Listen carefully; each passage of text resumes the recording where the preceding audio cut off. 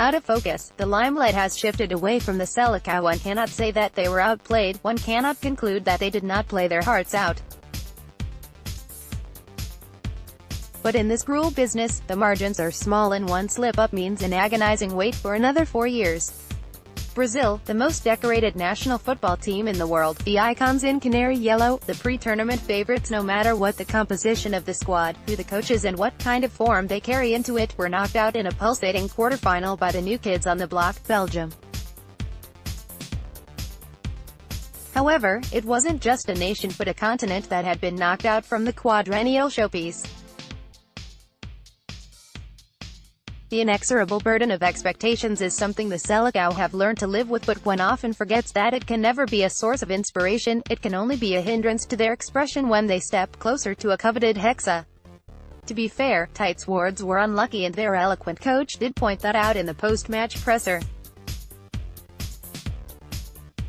The ball did not break for them, Thibaut Courtois was superhuman in goal for Belgium, and a couple of decisions did not go in their favor on a dramatic night in the graveyard of super teams, Kazan. However, for all their relentless pressing and fluid attacking football, especially in the second half, Brazil could only pull one goal back through substitute Renato Augusto's downward header and Belgium clung on for an immortal victory.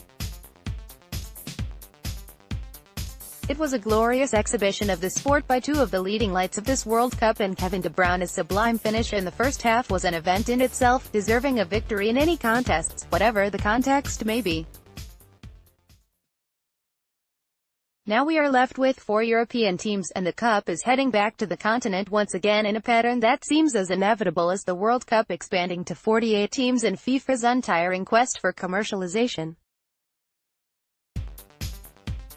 Brazil remain the last recipients of the crown back in 2002, and since then the European powerhouses Italy, Spain, and Germany have won the World Cup. Argentina did make it to the final of the last edition, but they were upstaged by the New Age Germans, who became the first European nation to win the Cup in South America.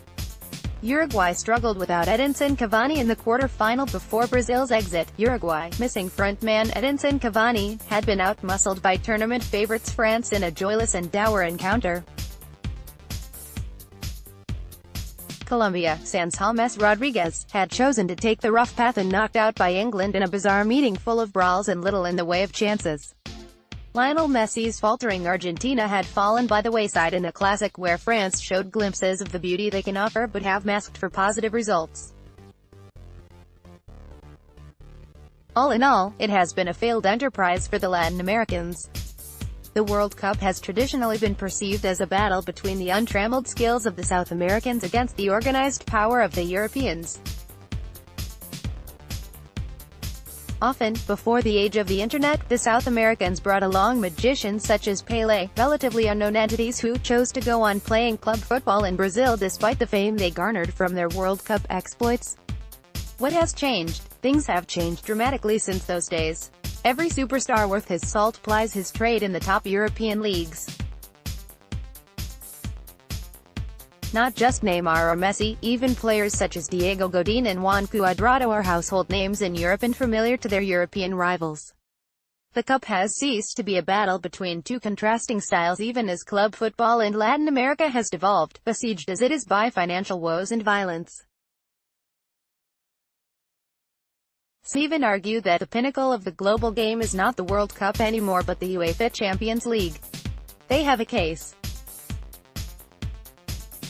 The way forward was next for South American teams. The supply line is creaking. Argentina, for example, brought along two mediocre goalkeepers as a replacement for the injured first-choice Sergio Romero, who is number 2 at Manchester United. Javier Mascherano had a gallant World Cup but clearly wouldn't have been there had a replacement come up the ranks. Also read, Lionel Messi's Sisyphean task highlights Argentina's bleak road to recovery. Even Brazil, despite a commendable showing, have lost their fear factor. For the Latin Americans to reclaim their supremacy, they need to rejuvenate their club systems and invoke their autonomous style of play once again. Till then, the ghosts of successes past will continue to haunt them.